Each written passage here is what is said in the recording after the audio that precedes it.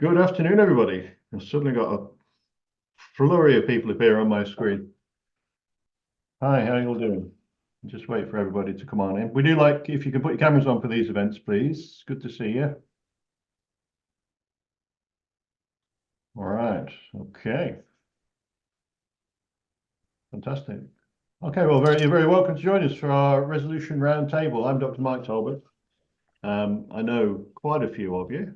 Very interesting to see who's coming along today. If you can put your cameras on, it'd be great. We're hoping to make this an interactive event, so think we can all interact better if we can see one another. That'd be nice if you can do that. I just remind you, very first thing I remind you of is that this is being recorded.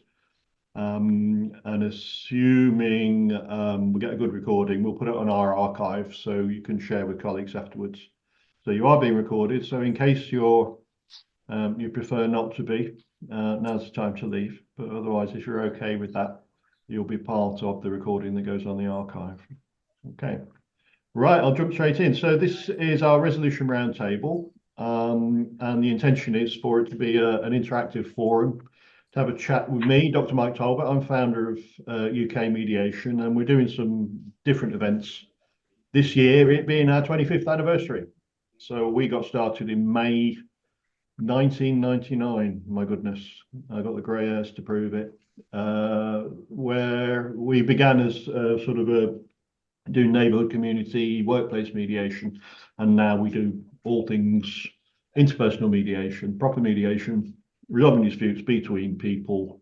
We're working across mainland Europe and a lot of countries outside Europe as well now, as many of you probably know. So we work in all areas. So it's great to see the mix of people on today. From people who work with family relationships, people who work with preventing homelessness, a lot of you guys who work with workplace mediation. We also do that end of commercial mediation where it's to do with interpersonal fallouts. So things, not deal making, not your sort of arbitration type stuff, which has become more of a trend with legally oriented mediators, but the end of mediation where it's about communication breaking down, where people are not able to discuss the thing that needs to be discussed. Our job is to get people talking. So we do that end of commercial as well. And specialise in workplace. We do best interest cases, medical mediation. So all of those things I mentioned because all of this is represented here today. So just before we crack on, I want it to be more about hearing from you. Questions, comments, ideas, chucking things in. It'd be great to be pointing the attention more in your direction than mine. I'm not shy, but so what we'd like to be doing today, I'll just share my screen and show you this for a second. Love to hear about cases that have challenged you or things where your learning has been accelerated. So where things have happened, critical incidents or particular challenges or anything that's happened in cases where your learning has really moved on a step. Anytime we're talking about cases, please don't say people's names, where they work, whereabouts they are geographically. So we need to preserve people's confidentiality and also to preserve their dignity. So we like to please talk about your cases in a purposeful way, not trivializing people's situations. And if you can refer to party 1, party 2 and 3, 4, 5, don't identify any people, just use the sort of party 1, party 2, and then we won't know who you're talking about. Imagine the people that you'd actually mediated were on this broadcast and they wouldn't want to hear anything where they think, that's me.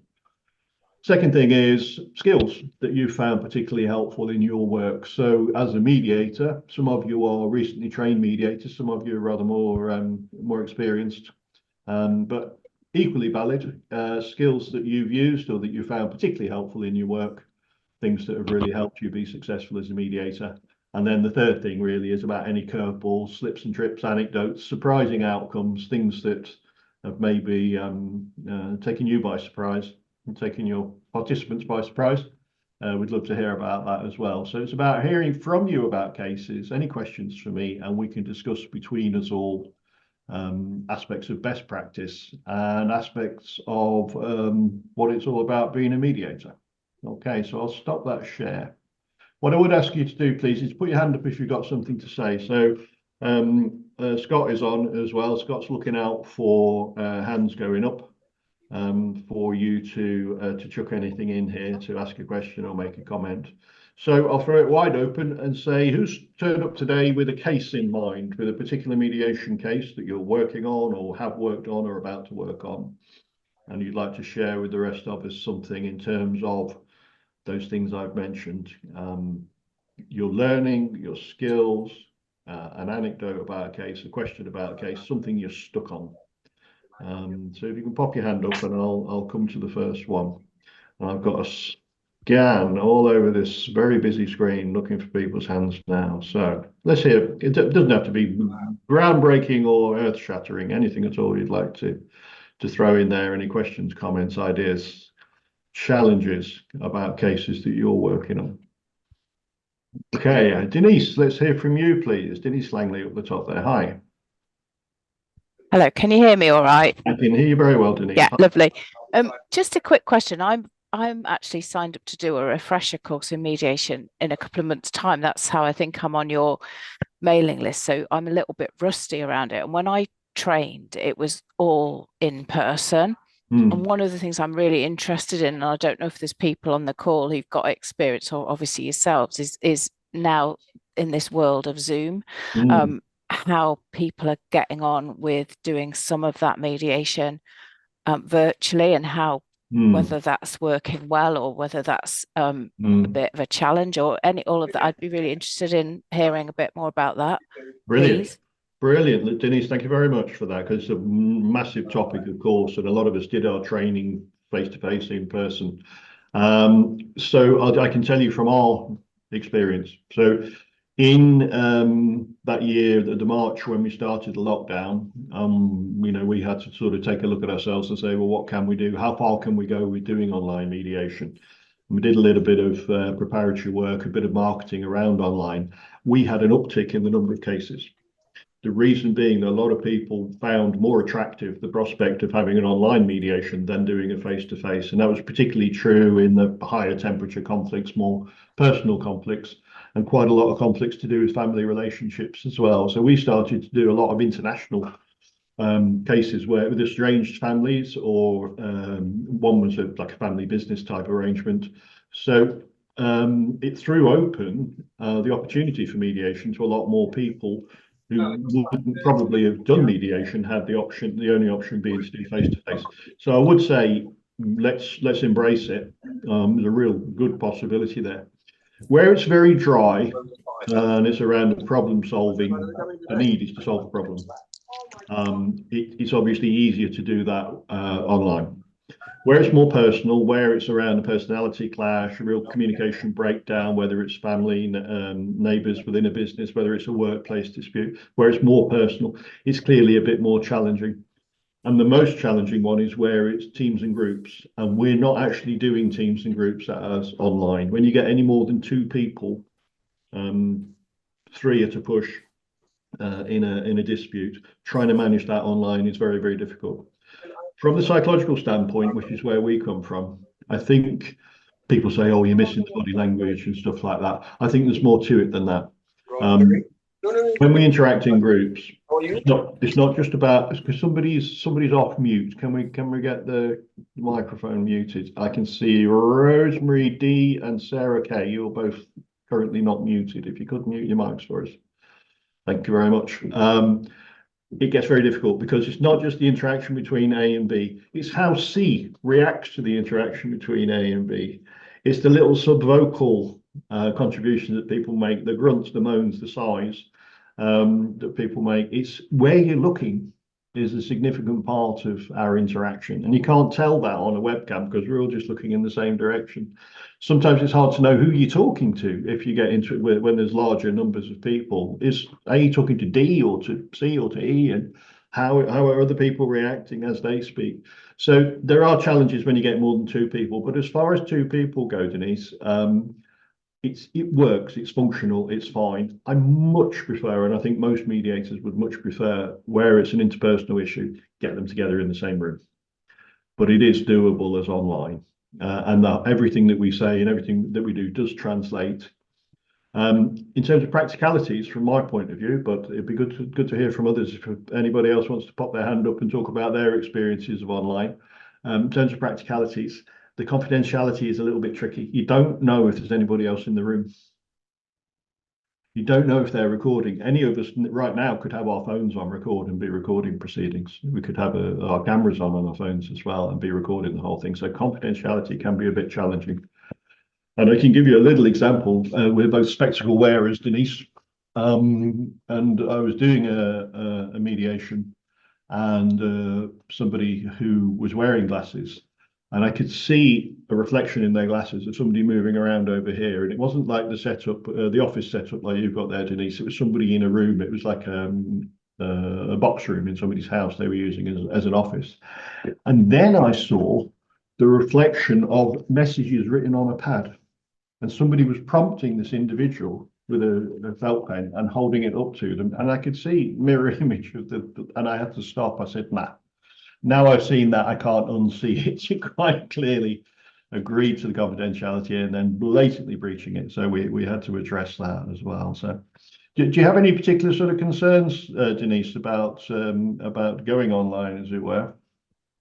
No, to be honest, I was just interested. And I think, Yeah. you know, like you say, I generally find it's easier to have people there. So I was just, but equally, I can see, you know, we're a multi-site organization. I can see scenarios where it's going to be a lot more easier from a practical point of view to do a certain amount of mediation by Zoom or Teams or whatever. So I was just really genuinely interested to hear from people that have already done it. Yeah. So thank you. Brilliant. Okay. Let's hear from Samaya, please. Samaya, you've got your hand up there. It'd be great to see you as well, if possible. Samaya, are you with us? You are? Okay, Samaya, here we go. If you can hear me. You've dropped off. Okay. I'm not getting the sound. Okay, Samaya.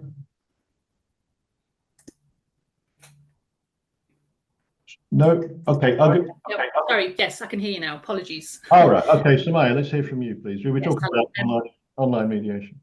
Yeah. So we had a recent case actually where online was more preference, just because of the fact that, as you say, there was somebody in France. Party one was in France and party two was based in England. So actually for party one, the preference was just from a practical sense, it made more sense. And I think I find in general having face-to-face mediation a lot more powerful. However, in this particular instance, the mediation was really successful and worked really well. Got to a great resolution, put together a great agreement form, which again was all done online we used DocuSign for the confidentiality agreement for the actual mediation form. So in that scenario, it worked really well. But what I find as a general, what I've found in recent cases is that the parties, the main reason I think for me that it works is that the both parties really want this to work. And I've found in a couple of cases that I've had where the one session with the party one particularly, they've said all the right things, so we weren't in a good position to move forward to mediation in the afternoon. But I felt like it was almost they were actively trying to not make it work, almost to say, like a tick box to say, look, I've tried mediation and it didn't work. And there's been times where I've had to adjourn and speak to party one and say, look, we've gone over this again and again. Do you want to make this work? Because if you do, you have to have some active participation. But at the minute, what I'm hearing is it's very much blockers. I mean, we're just going kind of round and round in circles. And I think it's a really tricky one, isn't it, to make sure that both parties are in a good place and that they want to make it work. And this isn't just a kind of antagonistic type of pointing the finger to say, look, it hasn't worked, I'm trying, but it's not working. And it's really just to try and tease that out. How do you tease that out right at the outset before going into something and realizing this person doesn't want to move forward in their working relationship? I think that's what I'm questioning at the moment. Excellent. I think mediation is really powerful, works really, really well, and it's based on some quite simple principles, in my opinion, which if we execute those principles well, we get brilliant success. The thing we cannot introduce if it's absent is people's goodwill, good faith, and their intention to settle. And if people turn up with an intention of blocking or sabotaging the mediation, they will. And there's nothing the most skilled mediator in the world can do about that, other than encourage parties, help them to appreciate the sort of the BATNA, if you like. You know, what's the downside of walking away from here without a settlement? But in terms of how far we can push people to participate in good faith, it's not very far. We can only encourage. Using our rapport building skills, etc., our empathic responding, our ability to try and step into people's frames of reference, see why they're resisting. All of those things we can do, but if people turn up with an intention not to settle, there's nothing much we can do about it. Just on that practical point as well, Samaya, before I move on to Rosemary, the DocuSign's a great idea. Those of you, there are a couple of systems like that might be worth looking up if you want to get an actual signature on the agreement at the end. DocuSign Hello Sign is another one. Other electronic signing packages are available. A very simple way to do it, if you don't really need to have the signature, is when at the conclusion of an online mediation, you've got the two faces on view, and use the chat box, and you've done your agreement in Word, say. So you've got two faces on view, you share your screen with the Word document with the agreement on it, which they have come up with and they've edited and they've chosen the words. And then in the chat box, just get them to put the word agreed. So you know that agreed has come from party one, agreed has come from party two, everything's on view, it's them, there's the word agreed, there's the agreement, and then do a print a screen capture, just do shift print screen on a PC and similar on a Mac. And you've got an image of everything you need there. And then when you send the agreement out to people, if that's what you do, you can include that screenshot, which is in effect is their signature. Just check if I'm not off camera and everything, if you can see it on your side. Who's talking just then? Quite, okay. Let's go to Rosemary. Still on the topic of online. Hi. Sorry, I've moved off online. I haven't got a huge amount. Can you hear me? Yeah. Hi, Rosemary. Yeah. Hi. I haven't got a huge amount of experience, I'll be honest with you. I trained a couple of years ago now, but I have done some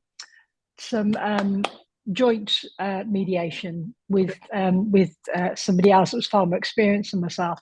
And I think there were a couple of things that I was surprised at. Number one, how polite people were when they come into the session. I think having gone through the training, I was expecting them to be quite antagonistic towards each other and almost an air of aggression, but I didn't actually experience that. Maybe it's just my lack of experience, and that may well happen in the future. I was also aware of the process. So in my head, I had this really clear process I was expecting everyone to go through, but we didn't.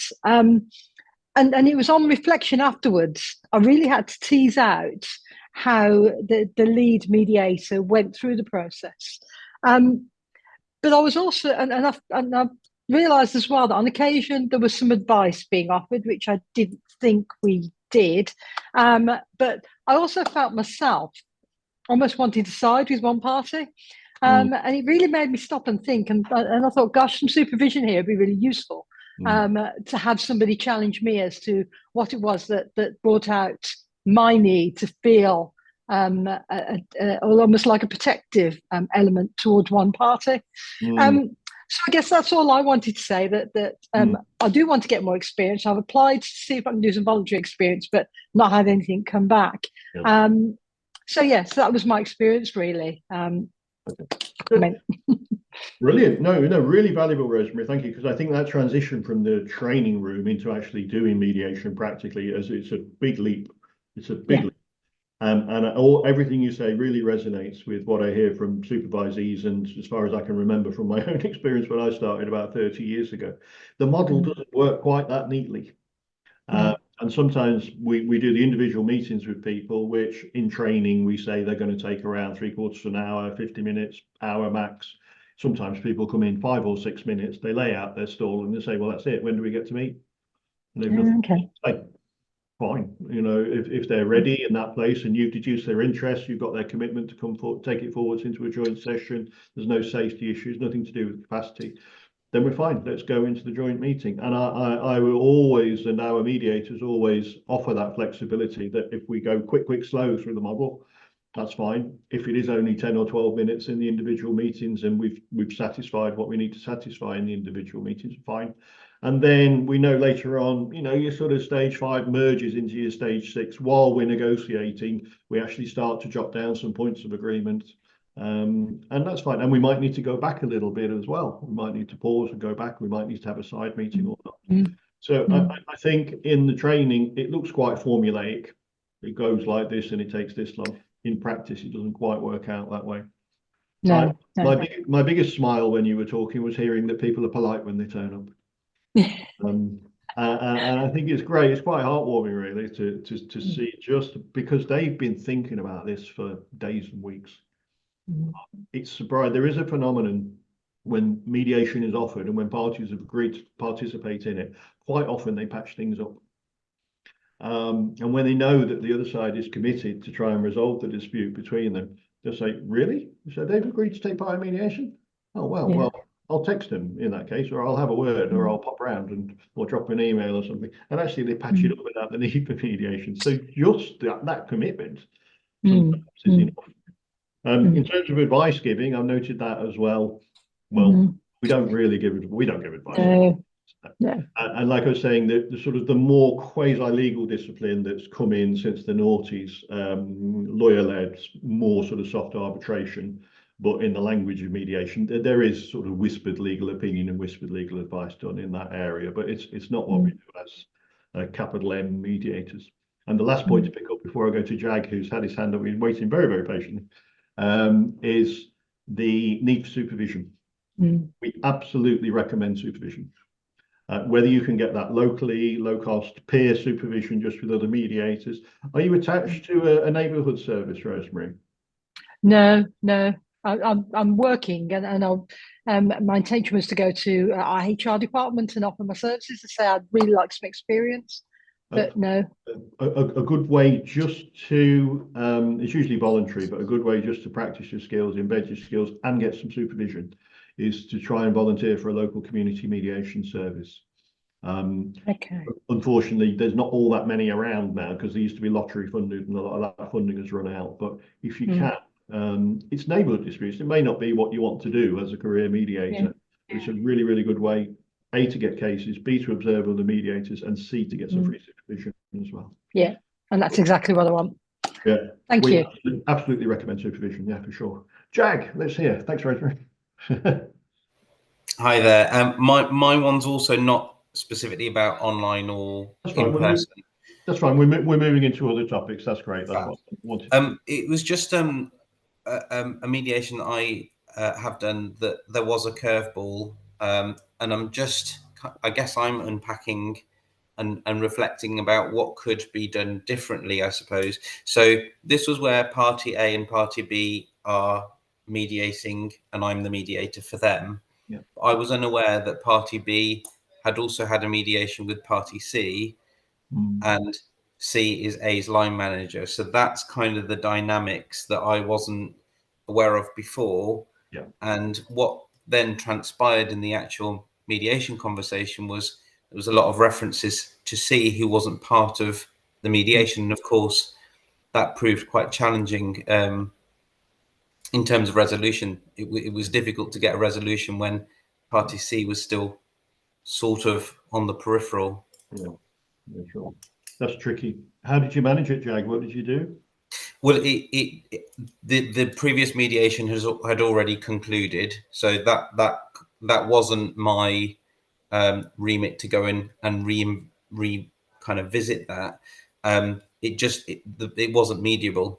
Okay. And that's really the I guess the unfortunate situation of not understanding that it wasn't mediable before we got into that. I mean, that's really the difficulty, I think, with that. Yeah. I have thought about whether there should have been one mediator for both parties, but I'm kind of conflicted with that as well, in the sense that it would be difficult for one mediator to mediate a situation with two people and then go in with no preconceptions about the second. So that's I think either way, this is quite a difficult situation. Yeah.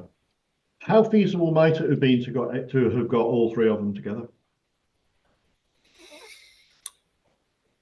again, confidentiality would be a question that I'd be asking around if there are issues just between two parties, how would that be dealt with? I think it is a difficult, tricky situation when you've got three people who are kind of in the mix there.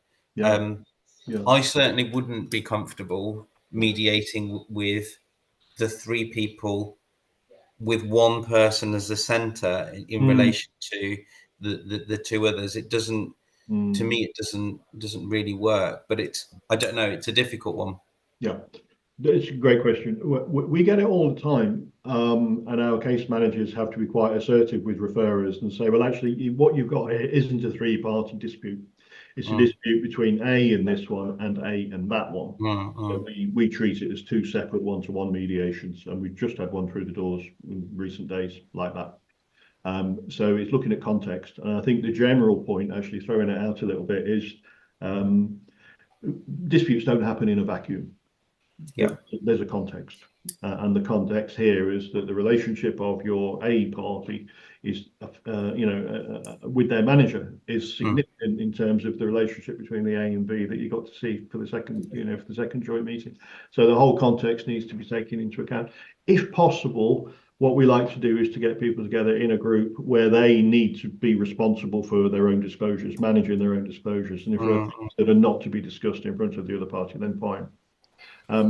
We work with larger groups all the time, not so much online, as I was saying earlier. It's very difficult to manage, but we work with whole teams and groups where sometimes when you've seen everybody individually, which is a necessary but laborious process, you might decide to get these three people together before you go into a large group, those people together before you go into a large group, maybe these four together before you go in a large group, in order to manage exactly the kind of thing you're talking about, Jag, where they don't want to enact their dispute in front of a group of observers, in effect. Because the observers would just sit there and watch and go, oh yeah, look at them. So we might want to address these smaller groups before we get into a large group. So again, context is important, and clearly thought hard there, Jag, about how best to manage this, keeping in mind the principles of confidentiality, impartiality, and voluntary participation. If we keep those three principles in mind the whole time, are we stepping on people's toes in terms of what they might want to disclose? Can I maintain my impartiality given what I've heard from that first situation? Does it need to be a different mediator? And voluntary participation, do they want to do it? As long as we keep those things in mind, we can better manage those situations. But great example, Jag. Thank you very, very much. So we're kind of moving into different stuff now. We're talking about workplace mediation, working with teams and groups.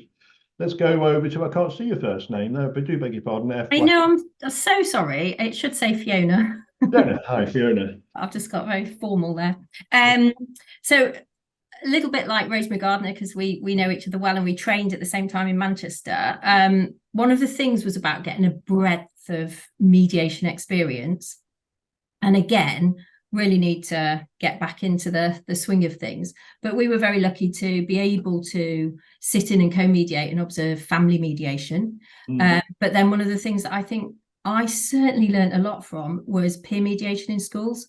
So we went in where we were training children to mediate, and the amount of, it was just like there's several light bulb moments, and I'm sure Rose would agree with me.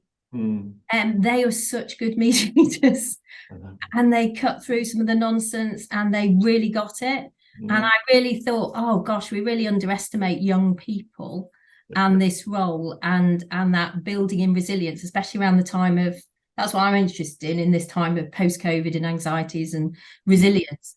But it's just, I just wanted to mention that as a side, but also with work, I think it's really difficult. We work in the NHS, it's getting the referrals at the right time. People seem to think, oh, they've really fallen out now, so let's get to mediation. So actually embedding a culture of getting in and having difficult conversations before we get to that point. So by the time I have had 2 referrals, and one, there was just, I mean, literally it was already so far gone. It was such a shame. And the other one, for whatever reason, it did work out. I almost felt like I was quite lucky, but they, exactly as you said, it had gone quite far. But once we got talking, they realised that the other person was did want to resolve it. it really was over in a couple of sessions because they ran with it then, so there wasn't a huge amount to do. Yeah, but it was just to introduce the variety of mediation, and then I need to get some experience in make a decision. Sure thing. I absolutely agree with all your points. Embedding it in the culture is so important. So it's not just something that gets plopped in, especially in large employers like NHS trusts. Needs to be built into the dignity at work procedure, bullying and harassment procedure. If you've still got one, the grievance process should be stage 1 in the grievance, stage 2 in the grievance process. You know, it really needs to be embedded. It's the thing that we expect to do, is to be supported, to have a conversation with our colleague, not to take them to task down a usually unsatisfactory grievance process. So it should be embedded. The first thing we're going to do is have a dialogue, and if we can't do it ourselves, we'll get support from the organisation to have that dialogue. And that's as complicated as mediation needs to be. It's supporting people to have the dialogue that they otherwise might not be able to do through all sorts of reasons. Also, as you say about the difficult conversations, you know, within NHS trusts or any other employer, about upskilling people and having them gain the confidence to be able to walk towards conflict with a colleague and sort it out for themselves. So often what we're doing is talking ourselves out of business, because we're saying you don't need a mediator for a lot of situations. You just need to have people with the confidence and the skills, competence and competence to be able to have those conversations for themselves. But your other point is about doing it early on. Almost the week, you know, the stuff hits the fan, is to try and address it then, because conflict very, very quickly goes bad, gets a lot worse. People draw in their own factional supporters. They get into sides. When they stop talking, the projections start to operate, so people start to invent their own versions of each other, if you like, and it quickly goes wrong. Once we can get them to turn towards each other in mediation, as we've already commented, they realise, oh, hey, there's not so much to this as I thought. And this other person is committed to try and mend fences with me. So, and we know that's when the resolution starts. So getting in early, embedding the culture, recognizing they don't always need a mediator, they could be upskilled themselves, and a lot of it's about the confidence to be able to walk towards situations. But the last thing I pick up on is peer mediation. 10 and 11-year-olds make fantastic mediators. Bit of a generalization coming, but especially girls, they're fantastic. I think some of it's about sticking to the rules. At that age, it's like, I've been taught this process. It's uninterrupted time. You can't interrupt him now. What are you doing? You know, and the participants. It's some wonderful, really encouraging projects I've seen with peer mediation. They're so fantastic. I could reel off lots and lots of examples, but one of my favorites was in a school where they actually painted in the corner of the playground a circle, a big circle, resolution circle, where they would have the mediations within this part of the playground. And the mediators had these little printed tabards, mediator. And I thought, this is just giving it that gravity, that seriousness. Here's something different happening now. And as far as the youngsters were concerned, they felt like they were going to a different planet when they went into that corner of the playground and got it all sorted out. And the success rate was off the scale. I think it was pretty well 100% in this particular school. But yeah, great mediators. And I just think fantastic. Those skills are in the psyche of those individuals actually as they grow and mature and go into adult life as well, which is so nice. So nice. Wonderful. Thank you very much for that contribution, Fiona. We're trying to go on till about 12:40, 12:45. So I'm sorry if some of you won't get your chip in, but Samaye, please, let's hear from you again, please. Yeah, so it was just off the back of JAG's situation in terms of impartiality and objectivity. So we had a similar situation that I mediated a situation between party 1 and party 2. I think it's about 2 years ago, to a successful resolution. And then another mediation request came through that involved party 1, but with a party 3. So given I'd had that mediation with that first person, had the background, would it be appropriate for me to mediate the session with party 1 and party 3, given I'd been involved in party 1 in a previous mediation? Yeah, so long as they understand that when they consent to have you for the, when they consent to go into that mediation. So I would say to them, I'm cards on the table. I've already met with your colleague. I'm not going to disclose anything they've said. I'm not going to disclose to them anything that you say. But I hope you're happy to proceed with the mediation on that basis. When our mediators have done that, we've never had a no. I think as long as they trust the mediator is going to manage those disclosures, keep private things that need to be kept private, it's perfectly fine. And in fact, referrers will sometimes say to us, if there's a collection of mediation cases, 2s and 3s within the same group or department or section, sometimes referrers say we'd like the same mediator, because they want the mediator to understand the context and culture and language of that group. So they might be doing 2 or 3 cases amongst that group of individuals, but actually the referrer prefers the idea that the mediator gets immersed in the culture and that it is the same person that comes back time after time after time. Okay, thank you. All right, you're welcome. Okay, we've probably got time for a couple more. Doesn't have to be too serious. We might round off with any sort of curveballs, surprises, any surprising outcomes you might have had, or any trips and slips and falls you may have had. Ebenezer, I can see your hand. Hi, Ebenezer, how you doing? Hi, I was trying to look for symbol to raise up my hand and I just couldn't find it. Anyway, I'll go straight for it. Yeah. I had so there is I work for I'll say where I am. I work for a charity organization. We work with young people trying to reconcile conflict to their parents so that they are not made homeless. So it's a charity organization I work for.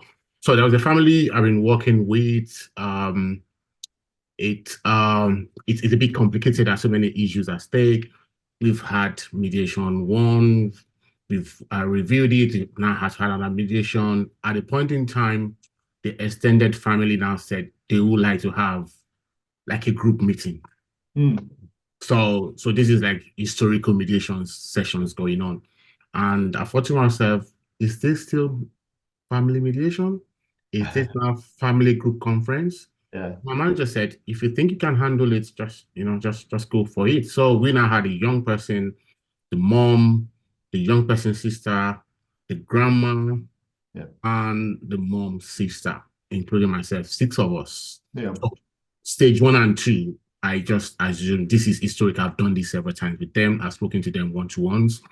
Now this is like stage 3, where each person now had to say what they had to say about the young person, and it's no longer the young person having an issue with the mom. It's like the sister too has something, and the young person has something with the grandma. We spend the whole day in the meeting, and eventually things got done. The relationship improved, and the young person is back home with the mom now. But I was just wondering, is that something I should do in the future if there's an opportunity to have more than the people who are having conflicts? If the larger family wanted to meet part of it, is that acceptable? Yes. Your results speak for themselves, Ebenezer, by the sound of it. Yeah. But for those who are not aware, because I know some people come from a purely workplace background, family group conferencing is in effect a form of mediation. The family group might get together in exactly the way that Ebenezer's described very vividly there, with auntie, uncle, grandma, sister, brother-in-law, anybody who might support the situation that the young person is in, so that he or she doesn't find himself homeless. And they might end up sofa surfing, they might go and stay with auntie at weekends, they might go to grandma on a Wednesday to get a shower, they may get uncle to top their phone credit up, etc. So whatever the outcome is, it's contributed to by the whole family. But as you identified, Ebenezer, it turns out that there are different conflicts as well. Auntie might have some issues with daughter, or brother-in-law might have something going on with granny, and all this can be sorted out in that family group. The one quirk of family group conferencing that we don't necessarily do as mediators is that in family group conferencing, FGC, the practitioner would leave the room and let the family group have some private time. Did you do that bit, Ebenezer? No, okay. So that sort of makes it more of a mediation than a family group conference. But with the FGC, they leave the room having got to a good place where the dialogue has begun, where the discussion has begun, and where it's become more future focused and more concentrated on interests. Practitioner goes out and lets them have that private time. I like that idea.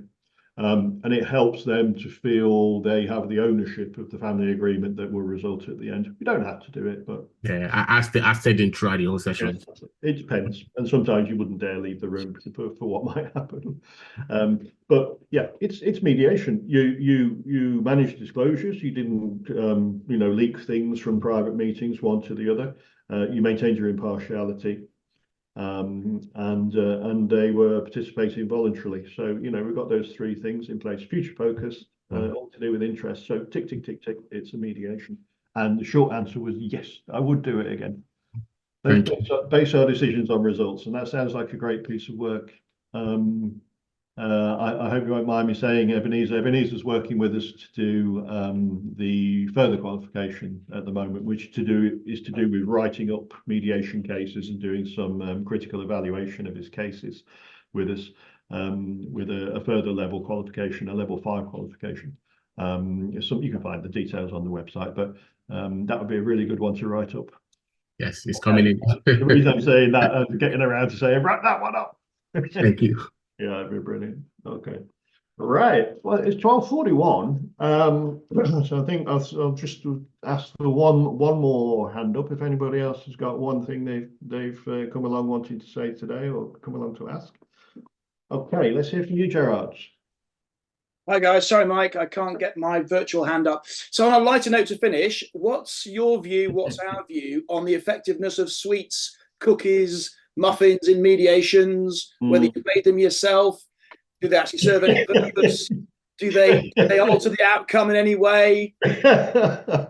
Well, from my own point of view, I'm watching my weight at the moment with summer around the corner. I've got my winter blubber, so I'm steering clear myself. But yeah, I think great. Anything that breaks the ice, I think is a good one. Anybody want to chip in on that one? On the sweets and biscuits thing? Any experience with that one? Do I see a hand? I would definitely do it. I definitely recommend it, Gerard. Watch the calories. Well, my view's the same. So if I've got time to cook muffins or cookies or anything, I find on a serious note that actually they need glucose. They need some sort of support, particularly if it's an all-day mediation. They probably won't. They probably might start eating something the opening session or just before kickoff, but then after lunch, sort of mid-afternoon, then you notice that they start putting their hand. The level of chocolate in the chocolate box goes down, or the cookies in the tin get eaten. But so it's a bit of fun, but it's also on a serious note. I think two things. One is the energy, the fuel that they need to keep going. It's a bit of a pick-me-up. And the other one is there a sense in which they think, well, the mediator is making a bit of an effort over and above, the normal stuff to show some sort of, I don't know, is it a sort of an empathy cheat? They'll like me more because I've done some baking for them. Don't know, maybe. I love it, Jared. I think it's in a way it's a vivid illustration of the mediators. There's a role in supporting and nurturing the participants to get to the place that they need to get to, making them comfortable. Yeah, without coming across as bribery. Absolutely, that's right. Yeah, and it's very interesting. I did a little piece of work with was it TV or radio a little while ago, and they were talking about food in conflict resolution. Yeah. And how people will often sort of meet around a dinner table to sort out a conflict, or they will symbolize reaching an agreement or a place of peace by having a drink or having something to eat in order to mark that event of having got to a good agreement. I think it's a really cool thing. It's a really nice thing. Yeah. I've heard stories of the really big interstate mediations where the night before, or very, very big corporate ones where the night before the mediator takes them all out for dinner. I don't know who pays. The night before they all go out for a meal on one condition, and that is that nobody talks about the mediation. That's good. So around the table they're getting to know each other, they're building empathy and rapport and all that good stuff. Yeah. Not something you do necessarily for the sort of work that I do, but there are times when it works. Good. Okay, brilliant. Thank you for that, Jared. That's perfect. Perfect. Lovely contribution. Thank you. And we'll go lastly to Rosemary, I think, before we wrap up for today. So, Rosemary. I think you're muted, or we can't hear you anyway, but.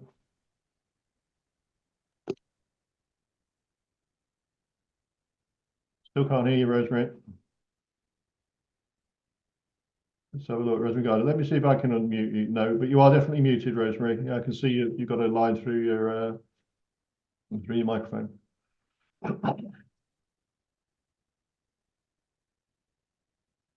No, not getting you. Sorry. No, okay. Let me see if I can. No, I can't do it for you. No. Okay. Sorry, Rosemary. I'll save it for next time, which gives me the opportunity to say, let's do this again. All right. So we will do this again. Keep an eye out on the website. In the meantime, I mean, I don't intend for this to be a full-blown supervision session. There's too many of you in too little time. I do run a lot of supervision sessions, but think about within your organizations, doing it for yourself. You don't need to come to us. Think about if you have a formal sort of panel within your organization, might be good to do peer mediation or get some of the more experienced, more seasoned mediators to run a session for you. Supervision is about reflecting on your practice, bringing along critical incidents, learning points, checking on the ethics of what you're doing as mediators, all that kind of thing. I really, really recommend it.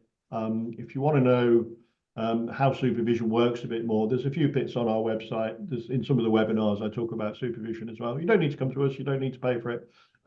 Think about how you would do it yourself. If you want me to give you any tips about how to set up peer supervision in your own networks, I'd gladly do that for free. Point you in the right direction. People do supervision in groups, and I do some one-to-ones as well. But I really do recommend it. Chance to think about your practice, reflect on what you're doing, continually develop as mediators. It's a really good one. We will do this again. I'm doing it again in 15 minutes as it happens, because we had so many sign-ups. We've had to run it twice. But another time, I know we've got one scheduled for June. So check on the website for dates, etc. Be good to see you all again. Thanks very, very much for your contributions. Really appreciate it. Have a good weekend. All the best for now, and bye-bye.